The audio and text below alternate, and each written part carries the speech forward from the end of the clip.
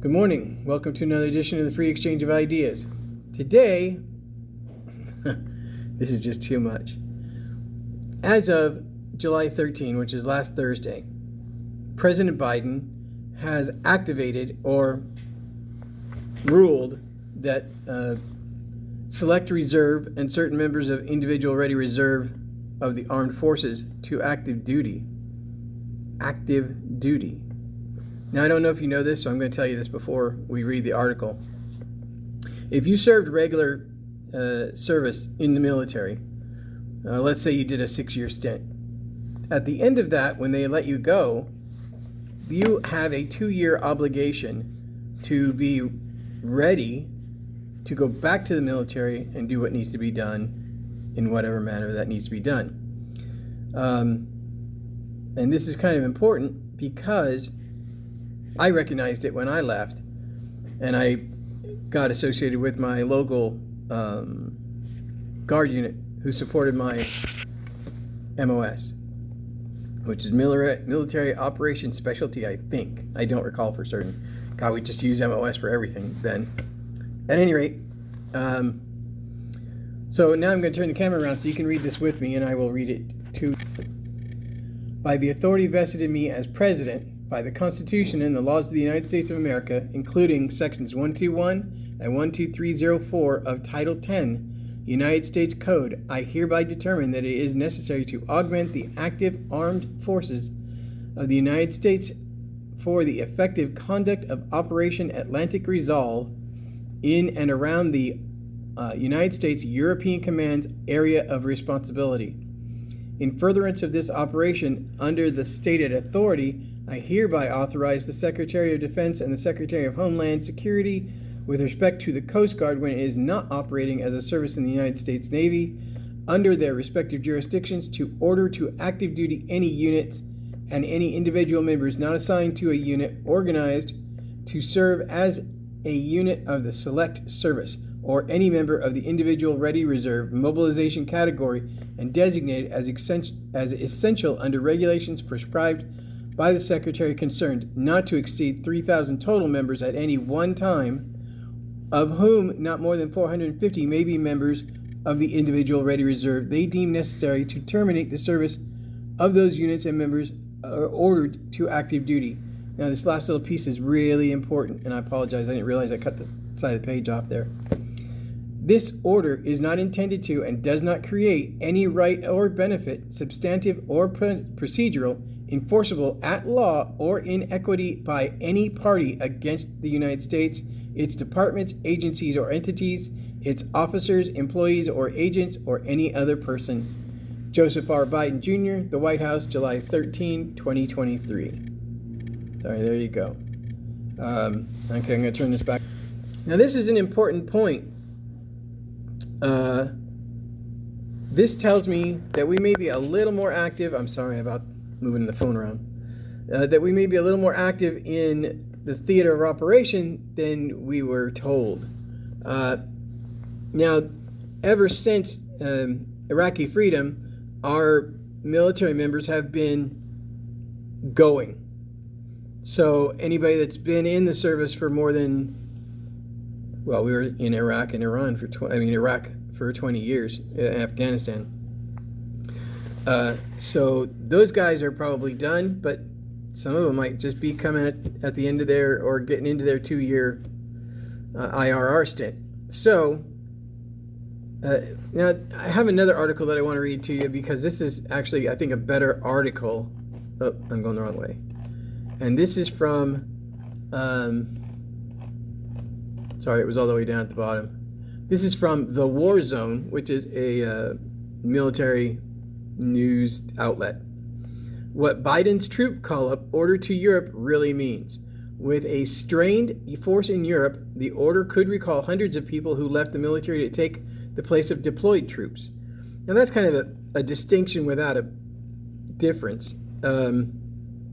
Yes, that's exactly what they'll do. In this article, they talk to a general officer, not a general officer, who kind of gave the party line, as it were. I'll get to it, but I just read this real quick. This is by Howard Altman, and there's some good photos in here. When President Joe Biden announced his executive order about U.S. forces in Europe on Thursday, concern ran rampant that America was beefing up for an imminent is spelled incorrectly, by the way, direct armed conflict with Russia. I didn't think that was a real possibility, but I thought we would get men or military people into Germany. We have 2 big bases in Germany. Into Poland, I think we have 1 or 2 bases in Poland, and Czech Republic maybe, Romania possibly. Those are border countries with Ukraine, and Romania is across the sea from Ukraine. So anyway, now according to the military guy, but the reality is that the move was designed to replace some currently deployed troops and bolster some critical requirements. It was not meant to add the 100,000 troops already stationed there, about a fifth of whom were deployed in the wake of Russia's all-out invasion. Still, it sets a new precedent and could open the door to further call-ups. Now see, I don't know if you remember that or not either. We did deploy people to the area to bolster for Germany and for the European countries, NATO countries in that immediate area, so that there would be no spillover from a war in Ukraine. The spillover would easily go to Poland, Romania, Germany. I think the only reason we might support Germany is because they were actually, at that time, they were taking or getting ready to take oil from a pipeline from Russia to Germany. And I don't know if you guys remember that. I did an article about that, or we talked about that in our talks on Ukraine back when Donovan was with me. Now, Germany has way slowed the oil that was coming from Russia. They began to re-gear up some of their. I'm so sorry. It's morning for me, and I haven't had enough coffee yet.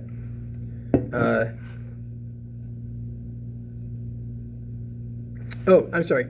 So Germany was re-gearing and restarting some nuclear power plants that they had shut down. They are one of the most nuclear power plant dependent countries on the planet, and have very few incidences. So, and by very few, I mean less than 10, period, kind of thing. So, Biden's executive order called for mobilizing up to 3,000 reserve troops, of which no more than 450 could be what are known as individual ready reserve troops. Now, calling up reserve troops, we've already done that multiple times in the sandbox. We had a lot of reserve troops, reserve units going there during that 20-year period. This is a little bit, obviously it's less. It's not going to be 100,000 people, which is kind of what we did in Afghanistan and Iraq. But it's still a lot, and it says in any one sitting. So we could call up 3,000, only having 450 that are IFR or IRR, and then they could do it again, another 3,000, another 450. So because he's made this order and it's very general and kind of vague, U.S. Command's European Command area of operation is quite large and includes the area around Ukraine. So those are people who previously served but still have contingency commitment in the military, to the military. I told you about that. That's what that is. The biggest real impact of all of this will be those IRR forces who have to return to service, a recently retired Army Reserve general officer told us. Now that's what I mean. He's not general, he's a general officer, which is lieutenant to major, I believe. I'm not positive. let's see. In essence, they are now civilians. So the retired officer, speaking on condition of anonymity, that's a difficult word, period. I don't care who you are, to discuss Army policy. They do not own uniforms. They do not have units. They do not take physical fitness tests. They do not take physical exams. They are just like you and me, doing their day-to-day job, thinking their military time is behind them. Most of them recognize that they still got a little bit of possibility going on. They're told on their exit interviews or exit debriefs. This all comes as tens of thousands of additional U.S. troops were sent to Europe beginning in February 2022 to bolster presence there in support of allies in the wake of Russia's aggression toward Ukraine. There's another place where they call it illegal war, so at least somebody's recognizing. But the Biden executive order does not signal an increased U.S. presence, Pentagon officials said. It kind of does, doesn't it? Even if it's only 3,050 or 3,500, it's still an increased presence, right? Friday, the Pentagon's top spokesman further clarified to the war zone what this means. This is a Pentagon guy. What does that mean? That means politician. So here, this is what he said. The Army and Air Force have identified a number of critical billets it may activate under this authority. That's a lot of military speak for some units.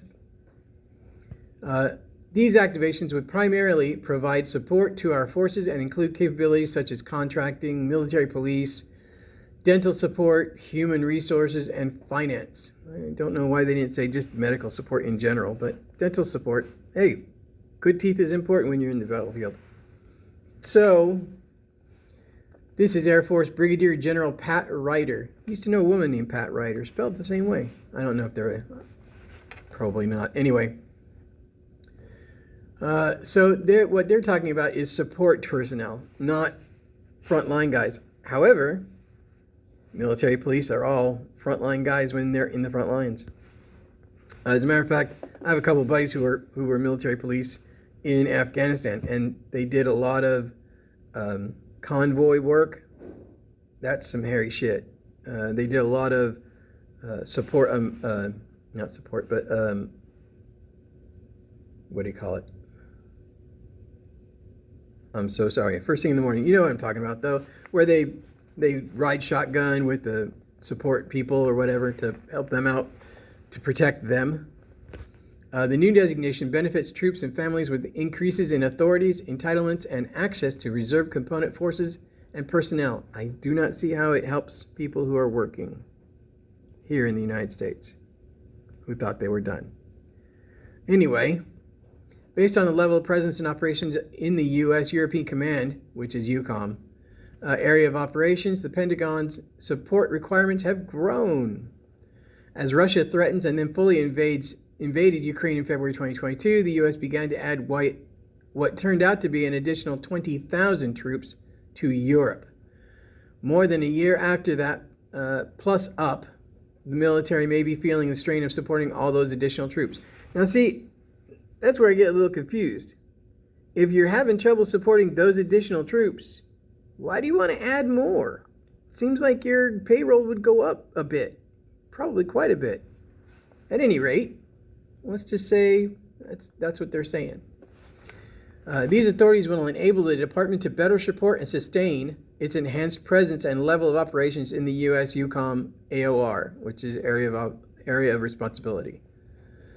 Lastly, this reaffirms the unwavering support and commitment to defense of NATO's eastern flank in wake of Russia's illegal and unprovoked war on Ukraine. Okay, so that was a military guy, politician, saying illegal and unprovoked war. So he's just trying to make noise. EUCOM will decide on its needs and work with the services to figure out which reserve troops to send and which IRR troops to call up. I don't know why Europe would know what we have as opposed to what they want, but they can tell us what they want and maybe we can fill it that way. They don't have to tell us how to do it. As a matter of fact, I've never heard anybody in the United States military allow anybody to tell us how to do something. Specific unit activations would be announced as units and personnel are notified, but again, we have no activations to announce at this time. The executive order applies to reserve component forces, which, as you know, includes Guard and Reserve, said Ryder. So until specific units are tasked and orders generated, I can't speculate on whether that'll mostly be comprised of U.S. Army Reserve or not. He's an Army officer. I suppose he thinks he's that important, or they are that important, as opposed to the rest of the military. Given the amount of time the U.S. forces have been in Europe, Army officials have for a while been discussing rotating Guard and Reserve force into Europe to replace active duty troops, as Army Times reported. Davis Winky noted in this thread. This is a Twitter thread. The World War II memes are fire, but let's pour a little water on them. Biden invoking 12304A with a cap of 3,000 isn't surprising. I'm more surprised a reserve call-up took this long, especially from an Army perspective. Small thread with big caveat, we don't know who's going to deploy yet. Yeah, that's pretty true. However, one recently retired Army Reserve General officer we spoke with said the move, sorry about that, my clock went off, said the move sends the wrong signal and is a sign of poor readiness among the reserve forces. I don't know if that's true, but he's making noise as not a politician, it sounds like. Army headquarters couldn't comment because no deployment decisions have been made yet. We've reached out to the Army Reserve for comment and will update this story with any response provided. So no, this is not an imminent, see there, he spelled it correctly this time. Oh wait, yeah. This is not an imminent sign that a third world war is upon us, but it does show the strain on a force long in surge deployment mode and would make it possible to deploy more troops in a similar manner in the future. In the future, maybe in the near future. We don't know. It's crazy, stupid crazy. I have one other story, and I'll pin these down in the that section below where you look for stuff. This one, Trump is target of new DOJ 6 criminal probe, says he expects arrest indictment. Former President Trump said that he is the target of another Department of Justice criminal investigation, this time over the Capitol storming on January 6, 2021. This is Kristen Howerton. Oh, wait. No, I'm sorry. That's the wrong thing. They put an ad right in the middle of the article. Deranged Jack Smith, the prosecutor with Joe Biden's DOJ, sent a letter, again, it was Sunday night, stating that I am a target, all capital letters, of the January 6th grand jury investigation and giving me a very short 4 days to report to the grand jury, which almost always means an arrest and indictment, Trump's posted on Truth Social. Trump was indicted earlier this year on 37 felony counts relating to how he handled classified documents, which I find just annoying as hell, because now current President Joe Biden, when vice president, took home a bunch of paperwork and stuff that he had no authority to take. None. He wasn't given authority by President Obama. He wasn't cleared by Congress to take any of that, or the Senate. The Senate didn't really have any control over that. It's all Congress. But nonetheless, he had no clearance to take those documents home. They found boxes in his garage next to his vet. They found boxes in a home that he doesn't habitate. Very often, they found boxes in a home that he cohabitates with his drug-induced son. Drug-induced? That's not the right word. Drug-addicted son. Felon. I don't care what the courts have done. He's a felon. Had I pulled that stunt with a gun, or my wife had pulled that stunt with a gun, or I said I'm not addicted to any drugs on that form, I'd be in jail for a long time. That's prison. That's a prison term of up to 4 or 5 years, I think, for lying on that form. So that's the end of that. So yeah, they're just going to go after him tooth and nail until they can lock him in a prison cell for the rest of his life. Now, the New York DA wants to do their trial in December of this year. That'd be after the cannot believe that. Yeah, it'd be after the election in November. but before he can be, if he wins, I don't know that he will, but that would be after the election, but before his inauguration. Now, I don't think they could get through trial in a 3 or 4 week period before he gets, I almost said inducted, before he gets office, before he attains office. But they might try. They could certainly try. And of course they've just given up all kinds of information anonymously to other New York Times and reporters of other newspapers.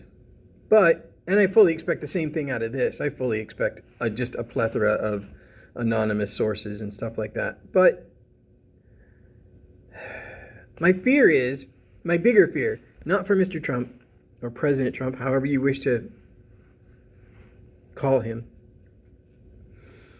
My bigger fear is that because of what they're doing here to him, what this does is tells the rest of the populace, you're not good enough. We all know what we're doing. And the fact that you got him into office, that was just a fluke. We proved that after 4 years. It was just a fluke. And now we're going to prosecute him for everything we can find. But Joe Biden and his son, the corrupt syndicate of crime, no, we're okay with them. They're the good guys. They're on our side. That'll tell you everything you need to know about our government right now and how we need to absolutely make efforts as... No, I'll get back to him. To make efforts as to become representatives, senators, president. Nobody's going to want to do that. He's a billionaire, and he's going to have trouble affording this, period. They are going to, if they can't put him in prison, they're going to bankrupt him. That's their focus. That's their goal. You can either go to prison for the rest of your life and become irrelevant, or you can go bankrupt and become irrelevant. That's your options. So yeah, they're going to screw him pretty hard, I think. They're not going to quit until they do.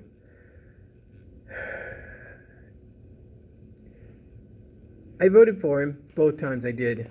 But the first time was Mrs. Clinton. I don't trust her as far as I can throw the White House. And then Joe Biden, who I thought was already insane, or at least not cognizant. And he's shown that he's not now. I don't think he's actually going to run for the 2024 season, well, for this year. They're either going to help him transition out and give Kamala Harris that presidency for the last however much longer in his term. And then my governor,